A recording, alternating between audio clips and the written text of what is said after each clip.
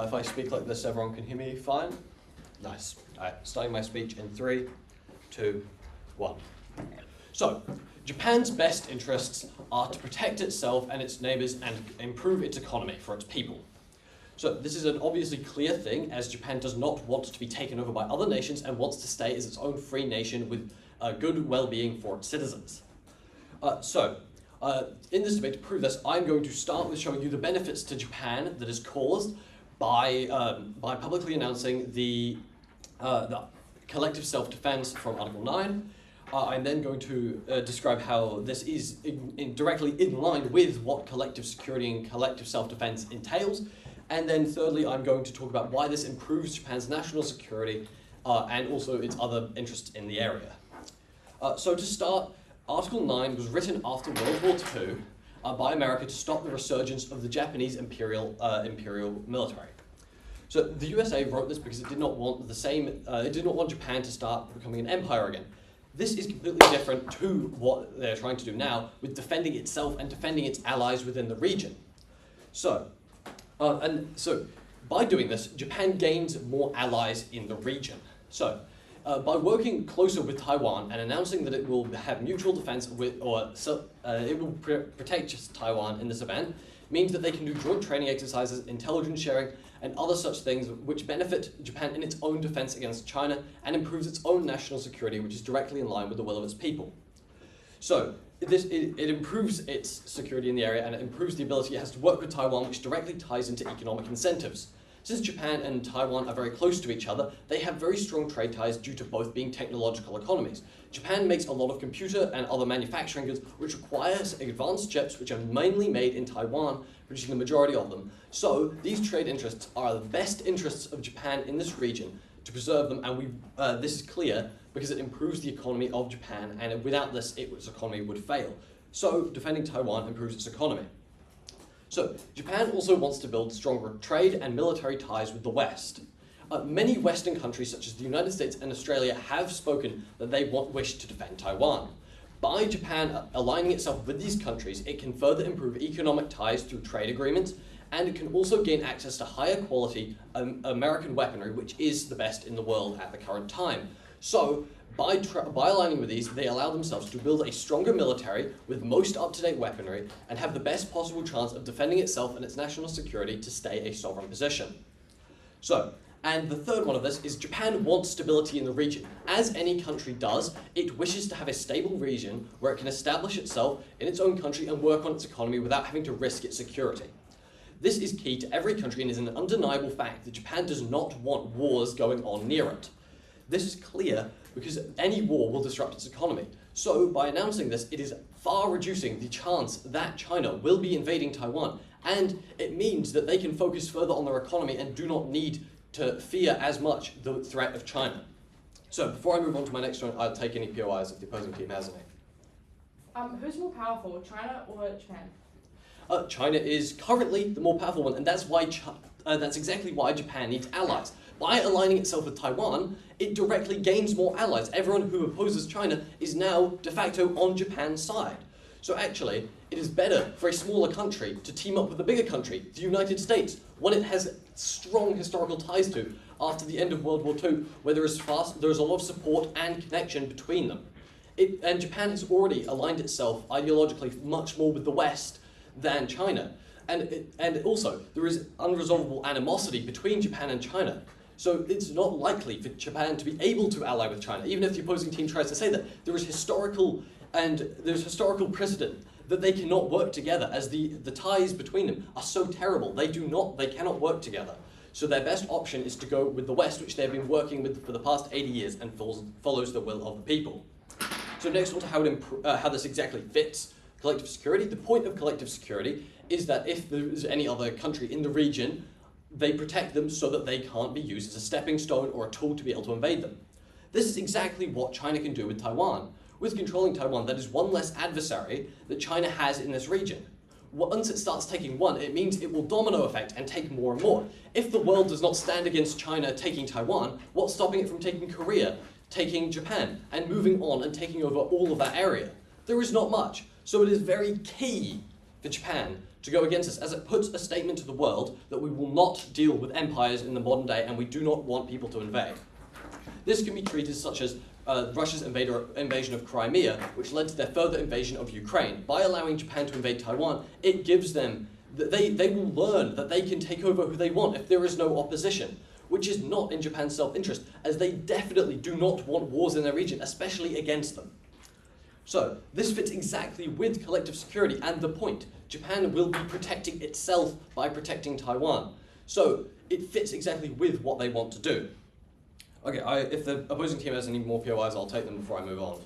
Yeah, what's to say that once China takes Taiwan, it will be weakened and therefore won't have the incentive to keep trying to increase its empire? I believe that the opposing team has made a flaw in the empirical, or in the imperial doctrine. You do not stop after invading one country. After invading Taiwan, it may take 10, it may take 15 years, but China gains something by taking Taiwan. It gains advanced technology to produce chips. It gains more territory. Its hunger will not be satisfied with one bite. Once it has taken this, it will move further and further. It will be a consuming monster that takes over this area. It will learn to take over, just as the Imperial Japanese army did. It will start taking and taking because it was not stopped in the early stages. By stopping this, we keep up with the modern age of stability, which Japan best wants and is best in its interests for its economy. So, and the final thing, this improves Japan's national security. So as I've already stated, things like weaponry and things like these allyships will come from this, as it's building stronger ties with the West, which is currently the strongest superpower, the United States side. So it is the best way to side on this, as it cannot, as I previously stated, cannot work with China, as the animosity and historical precedent says that it cannot. And I believe that the opposing team is unable to refute this due to the historical precedent of Japan and China's animosity going back thousands of years. So, if we look at Japan wants to build an army and increase its national security. This is seen through the consistent will of the people voting in successive governments that are improving the national security. This is shown in 2014 with Shinzo Abe being elected and putting this into constitution. If the Japanese people didn't want this and it wasn't in their best interest, they would not have made collective security in the first place, as this is a textbook example of collective security and where to use it. So where better would they use it? This fits exactly with what Japan wants. So, what has this shown? This has shown that Japan has the best incentive to protect Taiwan. For one, its ties with Taiwan and how important their economies are to each other. Two, it improves Japan's national security and the security of the region, increasing its stability, which improves the livelihood of the people as it reduces the chance of any wars affecting its economy. And three, it builds stronger ties with the West, which is significantly important to Japan, as that is where they ideologically are sitting and are most closely allied with. And this improves that, leading to potentially better weapons deals and economic free trade agreements with countries like Australia and the United States, which stand on the side of Taiwan. So, in conclusion, Japan earns everything it needs through this, and it is counterintuitive to even imagine Japan ceding Taiwan to China, as it gains nothing while losing everything. Thank you.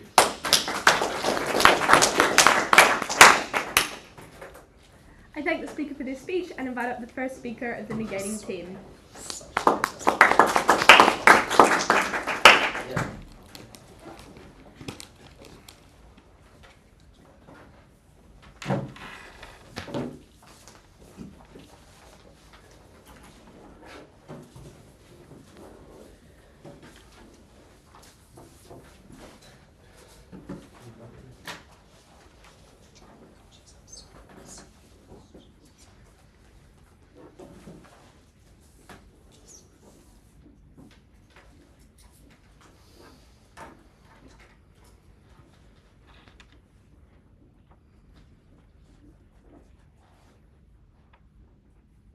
AF has failed to recognise the response of Japan's two most dear groups, its allies and its people, and this is where they lose this debate. Three things in the speech. Firstly, on setup, secondly, on how this is going to be received, and thirdly, on whether this is actually necessary. Okay, on setup. What is Japan's interest here, and what does it look like? We tell you three things. Firstly, they're interested in self-preservation. This is because they're quite developed, they've got a lot to lose, and they're going to be very likely to defend themselves. Secondly, they're likely to have self-preservation needs because they have a lot of national pride. Japan is quite quite unique and have the right to their own cultural expression, and they also dislike China and don't want Chinese influence near their country, right? And thirdly, they also don't, like, the people hate large conflict because of what happened to them last time during World War II, right? Okay, secondly, they want their people to be happy. The government has an incentive to keep voters happy because obviously the voters vote the government in, and it keeps their country stable, it keeps businesses going, it keeps all this going, right? And also, secondly, I feel like the government of Japan would also genuinely care about whether their people in their country are actually happy. Thirdly, they like to uphold foreign alliances. This is as evidenced by the info slide, in terms of the fact that they have actually agreed to take on this. And they also like don't have a massive military, right? So it means they're going to rely on a lot of like external defense, right? So therefore, the impacting of this is who wins this debate is the side in which that proves these interests and proves the most benefit to these interests down the line. Yeah, why? Okay, so on our main substantive point on how public signalling will be received. Firstly, some framing. What is the signalling going to look like? Firstly, it's going to look like, you know, it's likely to be a signal to allies and the public via like news or press conferences and all that kind of stuff, and it's likely to be spread quite wide and far, right? And it's also likely to be spread wide and far because it's quite shocking, like international relations news, right? Therefore, at the end of this, a lot of people know about it. Secondly, what has happened up until now with China and Taiwan? Well, we tell you that it's been very much like a standstill between China and Taiwan, and China's done a lot of like threatening and it hasn't actually really doing. Therefore, we tell you that Japan's signaling military intervention is likely actually going to make China feel threatened because it looks like there is actually an imminent threat protecting Taiwan, right? Note that it's not likely to scare them away because A, Japan's military is small and very easily overcomable, and secondly, they're already scared of the US coming in and intervening, right? Okay, so the mix here. Why is it going to be received badly? 3 things here. 2 on foreign relations, 1 on public reception. Firstly, the West, particularly Trump, because he's radical and he hates China, will see Japan's like public declaration of this as an open invitation to get involved in Taiwan, and as an open invitation that his allies are actually wanting to take military intervention into Taiwan. And Trump is going to be likely to do this because he's a madman, right? He's going to just deploy his resources wherever he sees fit because he has a particular bias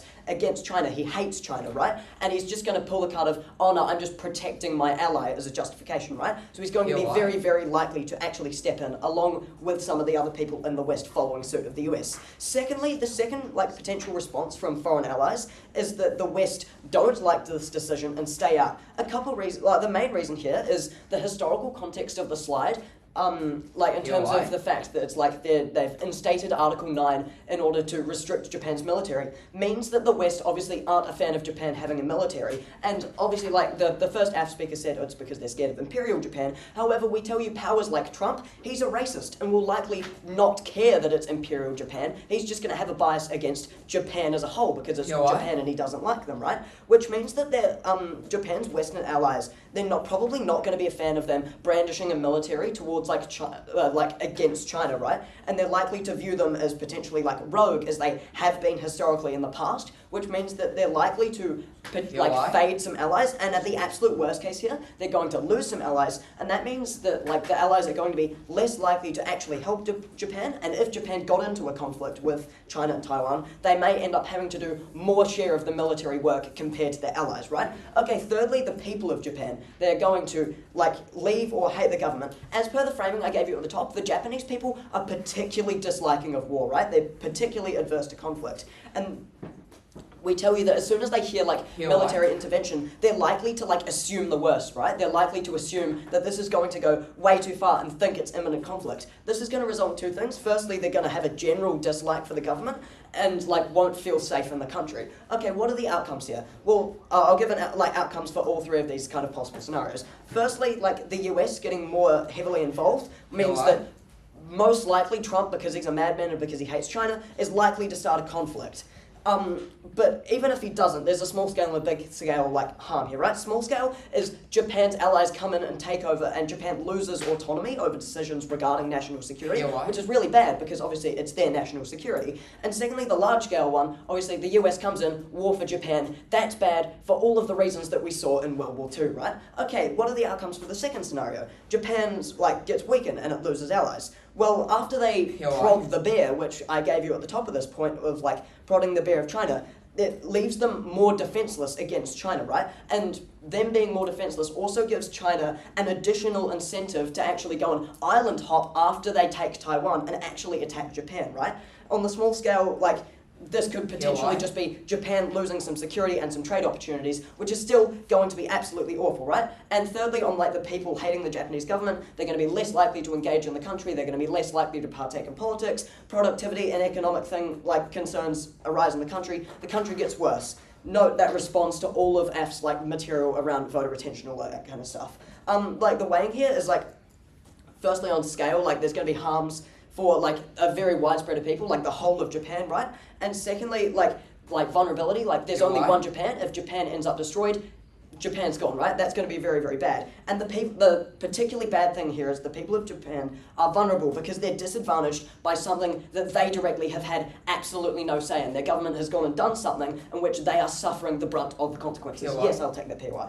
Okay, this is a retrospective motion. They have already implemented this policy, and the United States has not stepped in. Trump hasn't invaded China. In fact, they've like backed down. Okay, I'm just going to cut you off there. Pretty much what's happened in this motion is that they are they have the military, they're ready to do it, but the motion is stating they're going to publicly signal it. They haven't publicly signaled it. The motion is saying this House would believe that it will be in the interest to publicly signal it, which means they haven't done it yet, right? Okay, so my second main substantive point on like whether it's necessary. Why isn't it necessary, right? Japan, we tell you that Japan isn't under immediate danger because of the kind of nature of the conflict so far has been very much a standstill. Secondly, Japan has like huge countries or allies that like are defending it and means China is unlikely to actually take action, right? And thirdly, China hasn't actually done anything, so it's unclear why on F's side there is suddenly a tipping point for why China is going to come in and actually hurt like Taiwan and then therefore Japan, right? And Japan also doesn't independently have the power to defend themselves as well as another country, which means they're going to be less likely to actually want to escalate any conflict, right? The outcomes here, is basically what I said before, is Japan is going to put themselves into a conflict or potentially losing trade partners or anything, somewhere on the small, the spectrum from the small scale to the larger scale of harms. They're going to be hurt, Japan is going to suffer, the people are going to suffer, the government is going to suffer, and at the end of the debate, if you believe side negating, we will fulfill Japan's incentives, as AF has not done any of this. Thank you.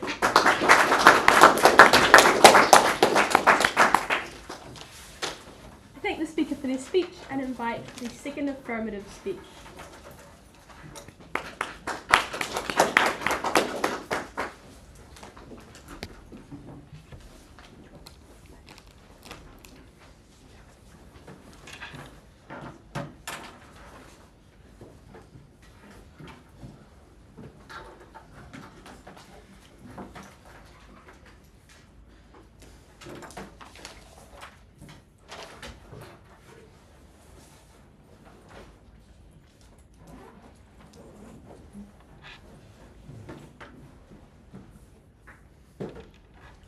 Starting my speech in 3, 2, 1.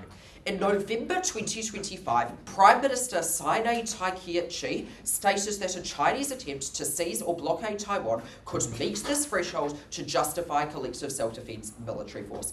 This motion states, and is stated within the motion, that on November 2025, Japan already signalled publicly its willingness to invade and invoke collective self-defense over Taiwan. What does this mean for their side of the House? This means that everything they say about how Donald Trump will turn madman, increase massively, and start a conflict immediately doesn't fly. It means that the thing about the Japanese people hating them as soon as it happens doesn't fly, because we're 6 months in and they haven't started hating and protesting the government. I think they lose this debate when they fundamentally misread and misrepresent this motion, and therefore all the negatives that they try to put on our side of the House cannot be accrued. Okay then, what am I going to do in this speech? I'm going to go into address their setup, then I'm going to address on how the three main actors are going to receive it: China, Japanese people, and the West. And then I'm going to move on to my split point on benefits to public and why the public is going to support it. Actually, I'm going to tie that into when I talk about whether public will support it or not. Okay, what do we hear from their setup? We basically hear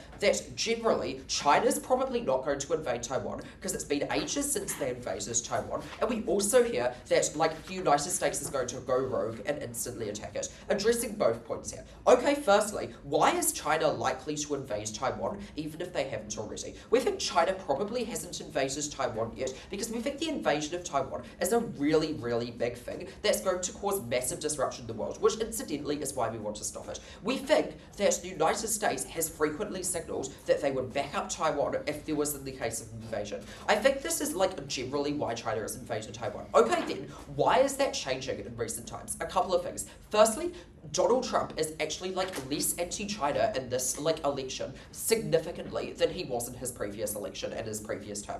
We think that like since to November 2025, Donald Trump has actually like lessened the amount that he's said about anti-China rhetoric. We think that in general, China is going to feel much more comfortable in the invasion of Taiwan, especially as they continue to build up military power, they continue to build up support, they continue to build up support from Russia. What does this mean then? We think that if China invades Taiwan, as they have correctly identified on their side of the house, if the United States steps in, China probably won't like it very much. But in the status quo, it's looking like the United States won't step in.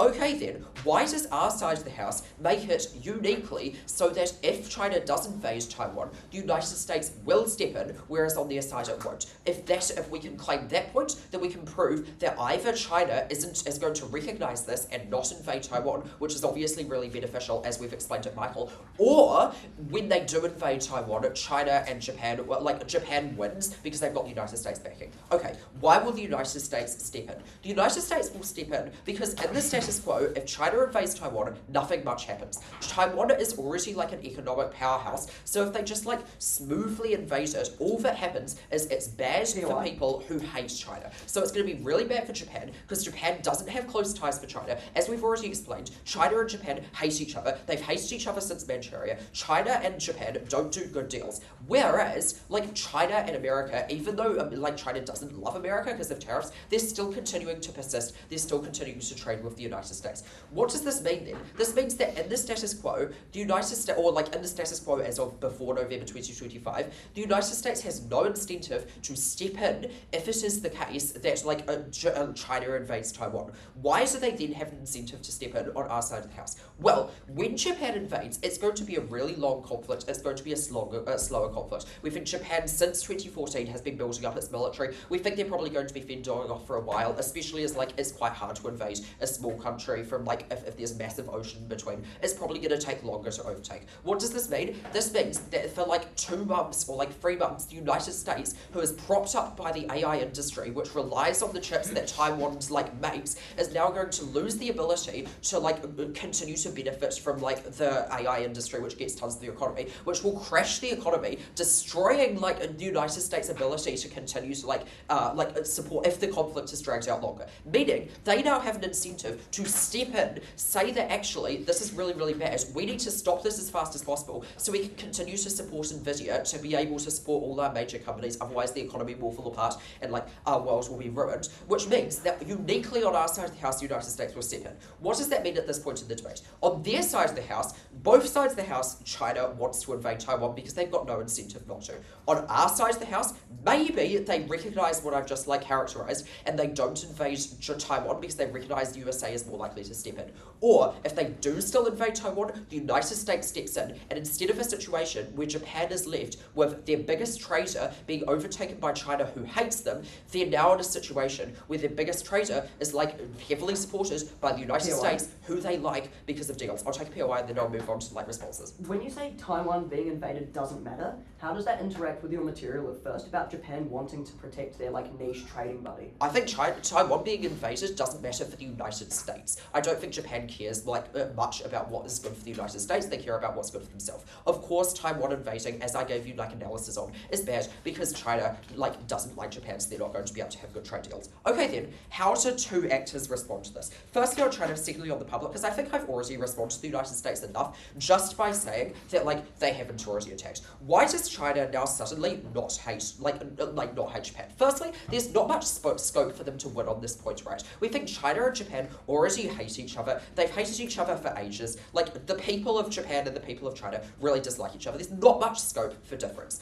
China's not just going to invade Japan then, because that's the only other benefit they can accrue, is if China like actually does something negative towards Japan. They're probably not going to do that because A, they probably would have done it earlier. This thing's been around for 6 months, probably not going to happen. And then B, that's just like they're spending so much time on a less allied country with like less like benefits of Taiwan, so they're probably not just going to switch and do terrible things to Japan. They're going to focus on Taiwan. We also don't think that they're going to do terrible things just because Japan does this, because Japan is like meeting now the status quo. That's what we've been pushing since first. They now, all their allies like them now. Their allies are going to, like, they're with a bunch of other people who think the same. They're with Australia, they're with the EU. So we don't see any reason why China is uniquely going to not like Japan.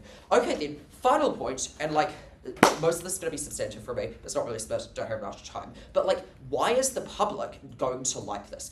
Firstly, we don't think like what the public immediately thinks matters too much in this debate. Because again, another thing they've misidentified is this is in Japan's interest. It's not in the Japanese government's interest, it's in Japan's interest. So the impacting of why it's good for the government to have the people like them isn't enough to like be weighted in this debate. What we do think though is a lot of Japanese, like a lot of people in general have low bandwidth, they're like not as like intelligent. They might like, even if they do dislike it, just because they dislike something, not necessarily in their worst interest. But why do we think they are going to like this policy?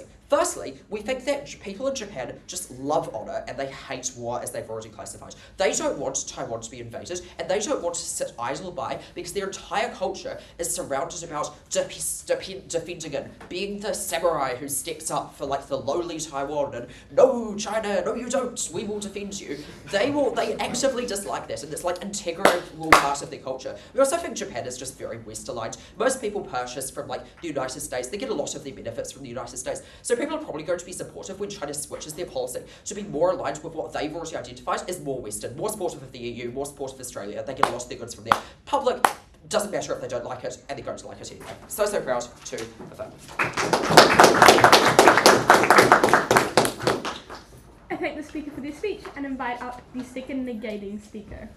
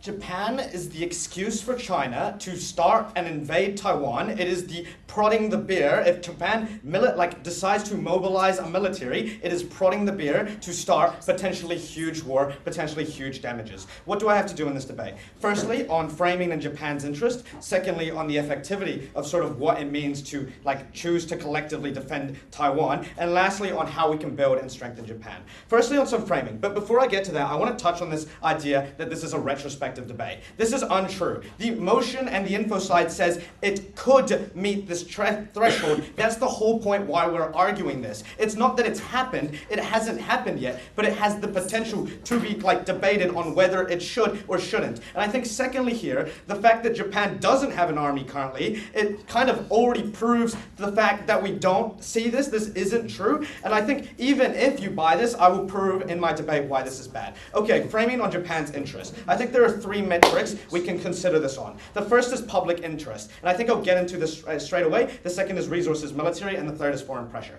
So on public interest, and I think firstly I'll tag on this, I'll engage on this line directly, that we love, honor, hate war. And I think this is completely untrue, because when the risk of potentially getting into the war with a global superpower becomes imminent, I think Japan does not give any crap about having honor when it means they could have potential huge damages to their country, to their army, to their point. And I think secondly here as well, Japanese people have huge nationalist pride. We see this in the way they hate South Korea. There is no incentives for them to help their allies. This isn't this doesn't work with their nationalist identity. And I think secondly here as well on public interest, I think the fact that if they see this as we will help the Western Western people will help, like we are, I think they're more likely to see this as we are like the Western's toys, we are Trump's toys, because we're just going along with what the West want. And I don't think Japan want to feel that way. I don't think it is in their right interest to feel that way. I think instead what we look at is Japanese people don't see like defending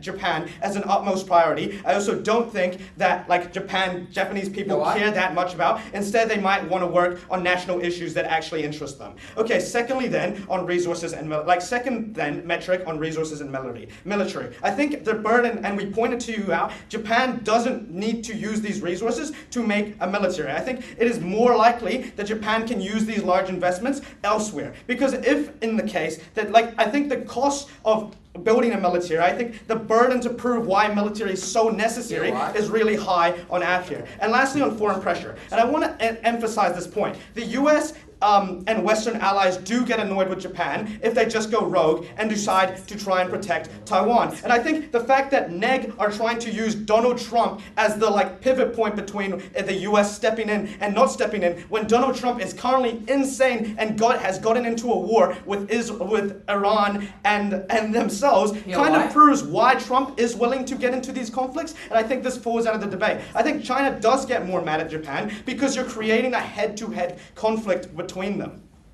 Therefore, Japan doesn't really have any incentive, no foreign pressure, there's no public interest. It's actually not in Japan's interest to do this. It means for the debate, Japan doesn't actually have a justified incentive to do this. So secondly here then, on sort of the effectivity of this, and I want to touch on what Chinese incentives sort of look like. Well, as I want to bring up what Alex told you around how China China needs this excuse to attack Taiwan, because right now they need a proper excuse to invade them. If they see other militaries mobilizing, preparing for conflict, China can use this as an excuse to do this too. But I also think that it's important to point out that China feel as if they are trying to be intimidated and bullied into backing off by Japan, which is just not going to fly. Because China are a global superpower. They have a lot of weight. They hold a lot of intimidation power. If Japan can get away with trying to make China back down, I think it's unlikely that this will actually happen. And I think you are actually going to prod the bear, and the bear attacks.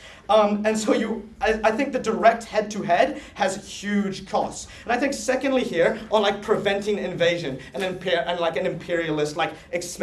I think China is weakened if it invades Japan, and it has because it's borne cost of having to attack Taiwan, and it means it's unlikely to go for Taiwan. But also I think I want to win on AF's own metrics here when they say that China does not uniquely hate Japan, meaning there's no reason, no incentive for China to go after Japan after they've taken Taiwan anyway. And I think even if you think that there is Japan, if China does end up taking over Taiwan, I think we can bring in the point, at this point in time, that is when Western countries do come and support Japan due to that same constitution also agreeing with the US to have the US come in and support Japan in the case of the allies being attacked. So then, what do we look at for activity? Well, I think we can win on both metrics on whether you get invasion or not. Because if you, let's say, do manage to somehow avoid an invasion, you have just spent billions and billions on an army which was not necessary in the first place, and I think that is very dangerous here. And this leads into some extension of mine. So I think 2 points to this. The first is you have just created and you have just done unnecessary action to mobilize a military. And I think that's likely to be looked at because you've publicly signaled this to the whole world as how you've bent laws to try and mobilize an army for something that didn't even end up happening, or something that you shouldn't have done because the West could have dealt with it anyway. And I think this is more likely to see countries engage less engage less with Japan, which likely means we will see bad economies, we will see worse economies, we will see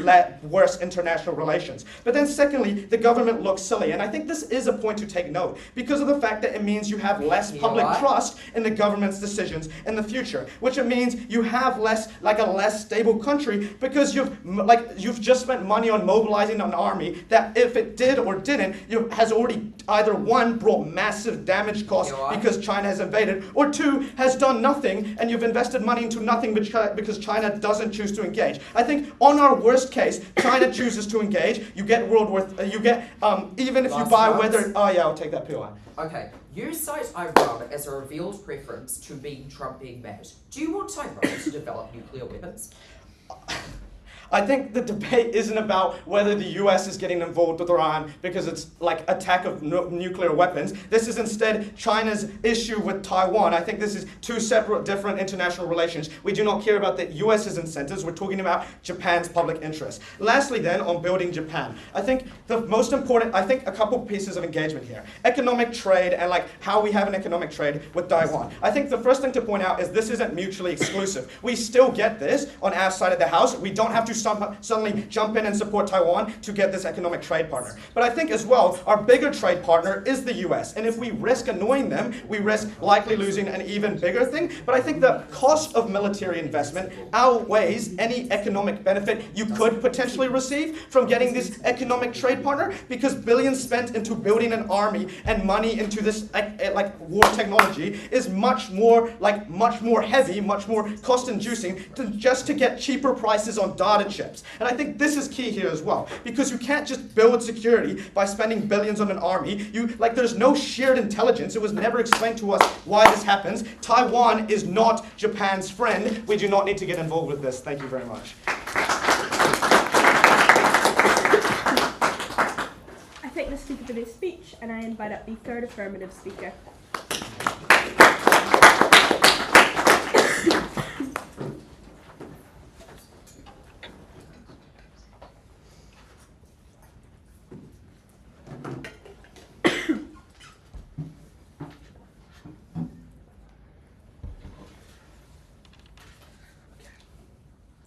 Starting my speech in 3, 2, 1. I think where the negating team goes wrong in this debate is misunderstanding what happens if Japan gives its word to defend Taiwan in the case of Chinese invasion.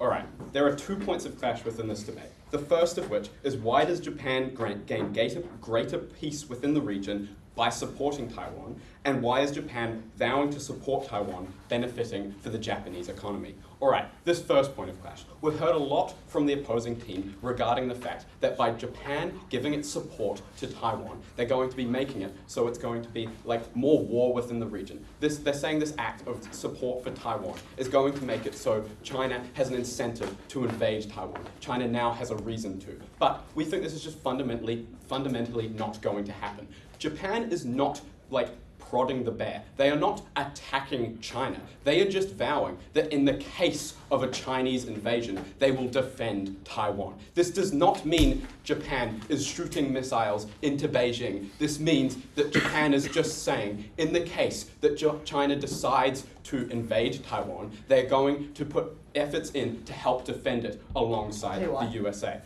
Because of this, it's going to not increase the war within the region, it's going to increase the peace within the region. This is because by increasing the amount of support for Taiwan in the case of a Chinese invasion, it is de-incentivizing China to actually invade Taiwan. By making it a harder thing to overcome, to invade and take over Taiwan, to gain it back into the Chinese mainland, it would take much more effort if you've got extra powers such as Japan, such as the US, defending it. Because of this, we think this is a null point on the other side of the house, since we are fundamentally going to be increasing the amount of peace within the region by increasing the support for Taiwan, which will in turn make it so the Chinese government and the Chinese military is less likely to invade Taiwan and create war within the region.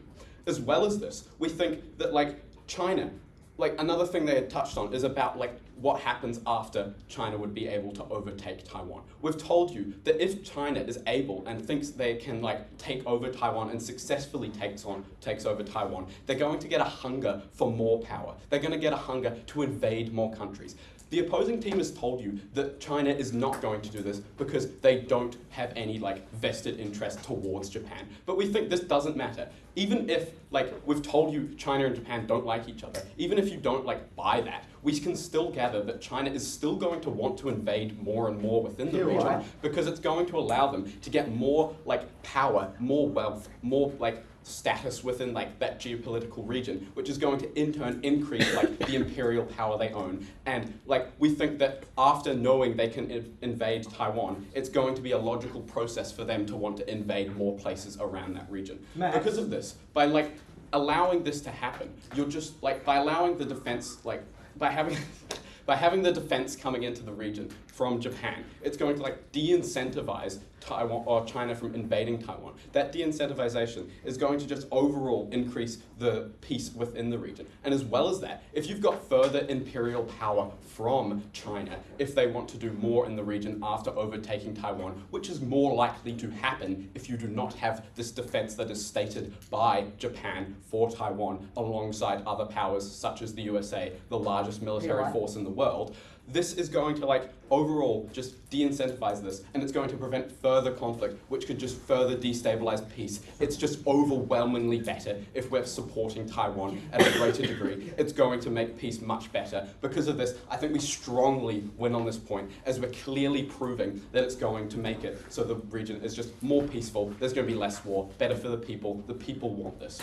As well as this, the opposing team has told you time and time again that Trump is crazy and wants to invade this region. But we think they have not given any substantial mechanisms for why this is the fact. This is something they cannot, they can't give you any more to build on. There is nothing they can do in third to tell you that Trump is crazy. There is nothing they have given to make it so we think he is crazy. We've told you, their example was the invasion of Iran, but we told you that Trump's logical process to get Iran not allowing them to have nuclear weapons is a reasonable enough reason to why they are not going to just invade China because Trump's crazy. Because of this, I think this point doesn't stand. We give you more substantive material on why he is not crazy and less likely to invade China, only in coming to war with them if they're invading Taiwan, which we're fundamentally decreasing the chance of if Japan is giving their support. All right, the second point of clash about why it's going to be beneficial for the Japanese economy. By Japan giving their support, and support in the case of invasion from China to Taiwan, they're just by definition, getting more economic benefit from mainly the United States of America. The United States is the greatest and largest economy in the world in this current day. Because of this, by aligning themselves with that, the large Western power, which, by the way, they have already been aligned with for the past 80 years since World War II, as the opposing team doesn't want you to believe, because apparently Japan doesn't want to make bad relations with Chinese allies. Because of this, aligning with the US is going to be deeply beneficial for Japan and its people, and going to be in the best interest of Japan, because it's allowing them to gain more economic ties to places like the USA, and a strong ally of the USA, which is Taiwan. Taiwan, being a technological economy such as Japan, as we have mentioned previously in this debate, is going to greatly benefit the economy of Japan. This is because if China were to invade Taiwan and take it over, there's a less likely chance that Japan, who has over history been aligned for the past 80 years with the Western powers, which China is against, there is a less likely chance Japan will benefit from the economy and development of technology within Taiwan. If we're on our side of the house, where we're allowing it, so Japan is going to defend them, and they're going to prevent this and de-incentivize China from doing this, it's overall going to benefit the economy, as you're allowing them to get more economic stuff which can benefit them, such as Taiwanese computer chips, which can go towards stuff like AI development, which was flagged at Maliki, stuff that's going to be really beneficial in the future. Yeah, I'll take it. Although you, on your side of the house, get more microchips, don't you think if we directly prod the bear, it wouldn't matter anyway, as China would be more likely to invade Japan? Well, we're not prodding the bear. We're saying we'll defend if the bear attacks. If you're in front of a bear, what do? You don't throw rocks at it. You lay on the ground and make yourself, you defend yourself. You try and make it so they're not going to attack you. We don't actually throw rocks at China. We're not telling them that we're going to attack them. We're just de-incentivizing this attack from happening by preventing it from happening, by making it more hard and a more costly expense for China to invade Taiwan. Because of this, on our side of the house, we are definitively winning this debate by proving to you that the economy of Japan is going to increase, as well as something very important to the people, which is the peace within the region. By increasing the ties with the West, by giving this protection to Taiwan, you're going to get the economical benefits from Taiwan not being invaded, as well as stuff from the US biggest economy in the world, all of that sort of stuff, like AI chips, as I mentioned. And as well as this, there's going to be less of an incentive and less of a chance that China actually invades Taiwan, because there's more things defending and preventing them from doing that. Because of this, very, very proud to affirm.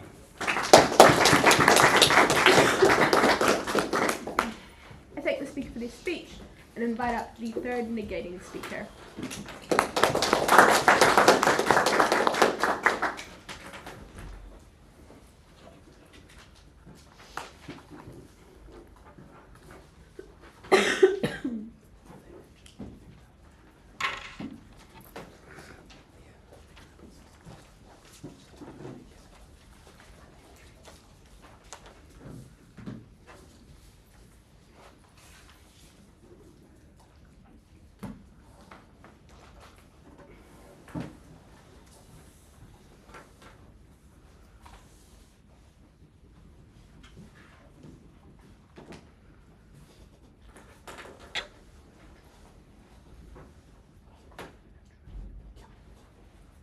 Japan's best bet in this debate is to follow New Zealand international relation tactics and remain as unproblematic to the world powers as possible. AF has it as a high burden to prove why Japan must exclusively get involved to look after Taiwan. A couple of things in the speech. Firstly, on conflict. Secondly, on side hustles, for example, economic security and global allies. But before I get into that, I think firstly on framing and sort of misinterpreting the motion. AF wants to tell you that we've misinterpreted the motion. This is a retrospective debate. I don't want to spend too much time on this because I don't think it's particularly a strong claim from them. But firstly, just telling you that in the motion it says that they could meet this, and it's whether or not we're invoking it. I think it is it's a thing that's going to happen in the future. The only thing that's retrospective is the fact that it could have happened or it could be met. It isn't to say that it has been already. Okay, firstly, on Japan's interest. Firstly, we tell you that one of Japan's main interests is self-preservation. Why is this? Firstly, because they've got historical reminders which remind both the people and the governments of what they want to avoid. Secondly, they're a really developed country. They're not a third world country that doesn't have a whole lot to lose. They do want to preserve themselves as much as possible. And thirdly, they have a strong sense of national pride. I think self-preservation is the highest priority for them in this debate. What does this mean when we tell you that Japan cares about self-preservation? It means that they don't want to annoy threats to them, so their actions in the debate must reflect this, and you have to buy the material that we give you on this. Secondly, on global affairs, we tell you firstly China isn't currently making actions right now. There are no imminent actions towards Taiwan. This is evident in I guess real life. They have not done this, and because nothing has been done to push them towards this, they're not likely to do this in the future unless this happens, which happens on AF. Secondly, we tell you that the US is Japan's at least somewhat of an ally, and also has their own individual incentives to stop Taiwan taking over, but they also don't want World War III. They're a global superpower, and there is this thing called mutually assured destruction. They don't want to have massive conflict with China if they can avoid it. Alright, so two kind of things here. What happens if we don't announce? Firstly, we show that China doesn't do anything because of the mutually assured destruction, and even if they do, the US can take care of it because of their own incentives. There's no reason why Japan exclusively has to do this, has the responsibility to do this, or their own particular incentives, demanding them to do this. Secondly, we tell you that Japan remains out of the line of conflict, protecting its own best interests, as they don't have anybody coming and attacking them personally. I think it's going on to I guess what will happen if we do. I think it's intuitive, or I think fairly obvious to say that once Japan goes into Taiwan to defend, then China's both attacking back in Taiwan, but they also have a direct alleyway into Japan, and they also have an excuse to do this. There's no reason why, as the domino effects they sit on their side, we can't get China in there as well. So I think that impact in there, we tell you that the world where we don't announce is safer for Japan's best interests. Firstly, on conflict. F tells you that announcing it far reduces the chance of conflict. Firstly, we tell you that it's actually the opposite. In the status quo, China isn't active. However, announcing it makes China feel threatened, and it also makes them look weak on the world stage, pushing them to the tipping point of taking over Taiwan and then, as a result, Japan. Secondly, this also wasn't really meant from F. They just told you that it reduces the chance of conflict. I think this is really this is really assertive to say. I think that conflict happens when global powers piss each other off, or when people who have incentives are given the excuse for conflict. For example, places like China or the US. Secondly, they told you that there would be a domino effect. I think this actually works against F, as it can only happen if China takes action, which is exclusive to their side of the house. The only way that the domino effect can happen is if they take over Taiwan. This only happens if they are pushed, which happens when Japan announces. Thirdly, they tell you that China doesn't want a costly war. Firstly, we tell you that China is like a superpower. They definitely have the economic and military means to take over a place like Taiwan that doesn't have extreme military defenses. And I think Japan as well, even if Japan gets involved, Japan isn't like a massive superpower compared to China. China still has the capability and incredibly strong incentives to take over. What incentives do China have? We told you that the incentives that China had was one, that they hate Japan. They don't have a strong relationship here. This was agreed with by F. Secondly, they believe that Taiwan is theirs. Because they believe strongly that Taiwan is theirs, both the government and the people want Taiwan back as part of China. And thirdly, just generally, China doesn't want to look weak on the world stage. If they don't do this, this makes them look weak to the US, which is their biggest competition as a global superpower. Just in general, China has the strongest incentives and they have capability to do this, meaning that once they get pushed, they will. Secondly, on side hustles here. They tell you that Japan gains more allies with countries that want to defend Taiwan, for example, Australia or the US. Therefore, they get economic benefits from trade, and they also get protective benefits. Firstly, we tell you that they also make the enemy mad. I feel like making the enemy of Japan mad is far more dangerous than it is beneficial to gain a couple of allies. The only reason you need allies is if you have conflict. If they avoid conflict in the first place, they don't even need these allies from the US and Australia. I also think to an extent they do have some sort of alliance with the US, and even if they don't have a direct alliance with the US has similar incentives against China and Taiwan that they do.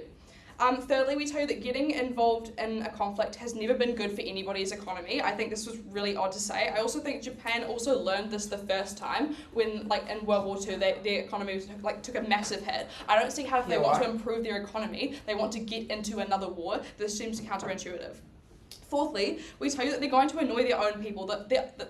It was pointed out that this isn't just about the government, it's about the people. I think this works to our advantage here. That these people don't want to get involved in another war because historically they understand, some of them was alive during it, some of them have ancestors that were alive. I think it's a big part of the country's identity about the war that they were passed in. The people are going to get really involved, really annoyed at their government if they oppose another war. This means it's bad for the internal economy because and internal politics, because the people get mad at their government and they stay out of the economy. I think just generally this is bad for internal economy as well as external economy. So on the side hustles point, what did we tell you? They actually have more stability without trying to attack Taiwan because they still have a functioning economy at the moment. There's no desperate need to make their economy better, and there's also no exclusive point on their side how we can't still get trade deals with these places. This doesn't have to be prompted by conflict. Trade isn't always prompted by conflict. There's no reason why they can't go talk to them and get trade. And secondly, we tell you that these don't actually outweigh the harms that are brought out when conflict happens. I'll take a POI. Okay. Tens upon tens of countries have spoken out saying that they would respond if China were to invade Taiwan. What's so unique about China that becomes the tipping point that China then invades Japan and starts a massive conflict? I think the only reason why China hasn't invaded at the moment is because of the mutually assured destruction that I pointed out to you earlier. They don't want to do this if they're going to get other global superpowers attacking them. That's the reason why nothing's happening at the moment. Although other countries have spoken out against this, nobody wants to get involved in the war. I think the only reason that China would want to get involved in this is because they feel like they necessarily have to, which happens with all the incentives I told you before about looking weak and having the exclusive, excuse to get Taiwan back. I think also, you see this with your own metrics, the domino effect happens when they take one country, they just want more. This is exactly why they'll go into Japan. You literally back this up with your own metrics. So at the end of this debate, how do we win this debate? We win by proving that at our worst case, characterized by F as not getting extra allies or economic benefits, it's still better than F's world, where Japan literally falls apart, either internally or on the stage of global conflict. Their economic benefit does not outweigh the extreme national cost. That's why we win this debate.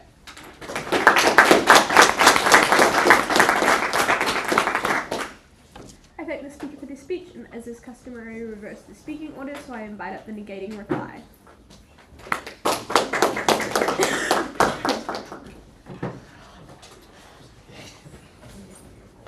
That's terrible.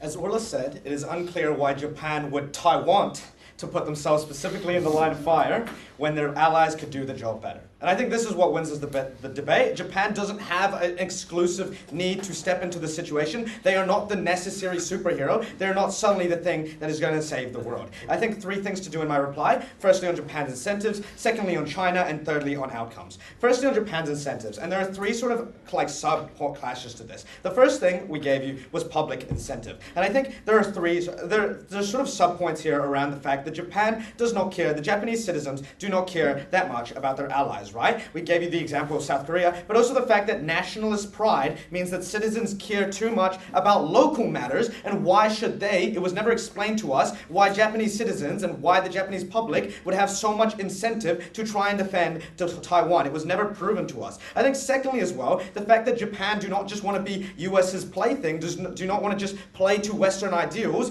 means that Japanese systems don't have any incentives to play, to try and defend Taiwan and to try and risk potential damages for the sake of their honor, right? Japan knows what it's like to go through such damaging costs. It is very unlikely you are more likely to see public backlash against this incentive than to see actual incentive. Secondly, then on the US, I think the US, the idea that the US will defend Taiwan and help Japan in the sake of need doesn't means that Japan can just call on the US if they are attacked directly. You don't have to defend Taiwan to ask for the US's help. I think it is more likely for you to believe that it means going rogue, it means going against Donald Trump, doing your own thing, trying to decide to take the initiative is actually more likely to annoy the US than to gain their support. And lastly, on resources and military. I think we told you Japan does not have the proper resources and does not want to spend so much money in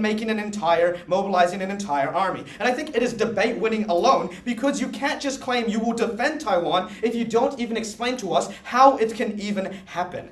Second there on the point of clash on China and their incentives and action. Does China want to invade? And we told you yes. It is literally in their constitution. It is literally in their final goals. They want to invade Taiwan. They don't want to look weak. They hold a lot of power. We gave you many unresponded to mechs as to why China cares so much about invading Japan. Japan is not suddenly going to step up and push China down. In fact, Japan gives China that excuse, because now when you mobilize an army, China now has the excuse to mobilize its own and start war. And I think the second point here as well is on the domino effect. And we can use AF's own metric on how China isn't exclusively seen as an enemy. Sorry, China doesn't see Japan exclusively as the next target, right? Because there's two different things at play. China wants Taiwan. It doesn't just want Japan. It doesn't want to go for the fact, it doesn't just want to keep expanding because of the fact that, yes, they are risking the US getting involved if they were to keep going after more countries and going on an imperialist sort of rampage. And I think secondly here, we also gave you mechs as to why China would be more weakened, why you'd be more likely to defend yourself in the case of China going for Taiwan first. And it is not in Japan's interest at all to defend Taiwan, and it was never proven to us why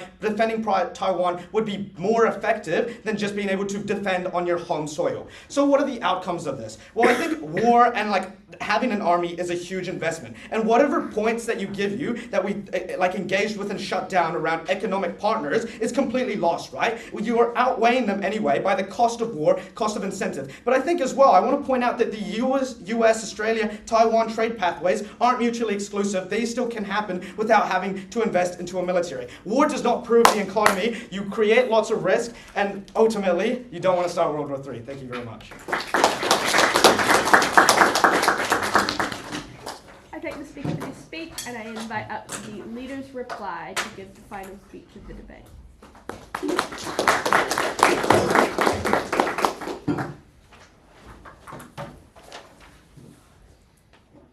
starting my speech in 3, 2, 1.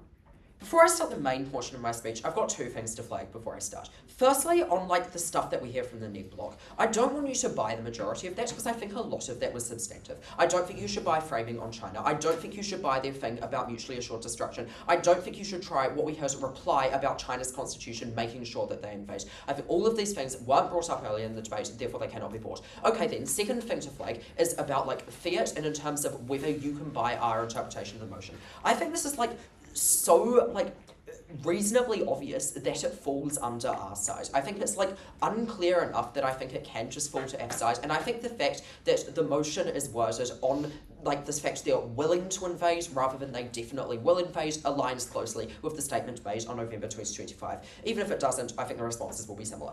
Okay then, what do we hear from the negating side of the House? I think for the negating side of the House, their burdens that they need to win are their two positive pushes that they give us. Firstly, bad response from actors, and then they're small split about money. Firstly, I'll respond to actors, and then if I feel I have time, I'll go to money, but I don't think that was as important because I don't think it matches up to the way that we give you about all the other points. Okay then, on to bad response from actors. They give you 3 actors that could respond badly. Firstly, they say that their alliances will respond badly. We respond to you by telling you that the one alliance that they give an example of responding badly is Donald Trump going rogue and going mad. We don't think this was mechanized. We don't think this has been explained why Donald Trump will just randomly decide to invade Japan, invade China, because a country that he doesn't really care about says that they will defend if they invade Taiwan. I don't think that's realistic. I don't think they needed to do tons of mechanizing to do it, and they literally did none.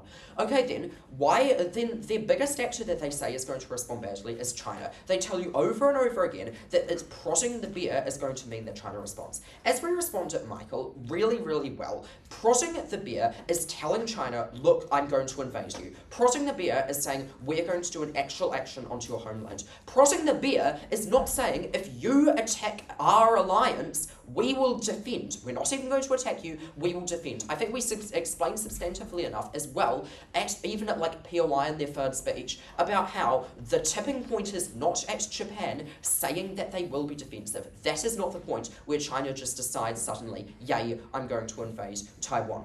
Okay then, on to whether it's going to stop invasion. Note because the negative effects that they tell you are now fallen out, we've disproven substantively enough. Also on money, they're already building a military. We explained that at Max. We explained how it's in the news a lot. They have got a military. They are able to defend. I think because they're two substantive good pushes that they give you now don't apply and have been rebutted really, really substantively because they fall out of the debate. The rest of the material they give you on why it's not going to stop invasion is purely mitigatory. This means that they cannot win this debate because the only thing that can still stand is something that is mitigatory and you cannot win on mitigation. But okay then, why do they say that it's not going to stop the invasion? They basically say one thing: Japan is not powerful enough to defend, and our pushes on USA doesn't apply because the United States could just invade anyway. What do we tell you that means this isn't true? The main thing that we tell you at my second speech, which, they say we didn't mechanize it at all, I spent 5 minutes on it, I think I explained it substantively enough, that we needed at least some response to my point on how the United States at the moment has okay relations with China, mainly just because China absolutely needs the United States. We explained this, even though they're a bit annoyed to each other about tariffs, they have to make up because they're the two biggest powerhouses. I explained that at second. Therefore, if China invades Taiwan, the United States doesn't care. I explained that to you. Japan does care because it's bad for Japan. I explained that to you. USA does care if it slows down production in Taiwan, which only happens if Japan invades. This chain of logic was not broken because it wasn't responded to at all from their side of the House. What must you buy at this point in the debate? You must buy that their two positive pushes fall out of the debate because you haven't substantively spoken about enough about actors. And you also must buy that, therefore, the rest is mitigatory, can't win, and even if it can win on mitigation, they don't successfully mitigate because of all the reasons I explained. Thank you so much. So grateful for I thank the speaker for their speech and thank both teams for the debate. Invite across the floor, shake hands, and then may everybody leave to let the judge deliberate. Thank you.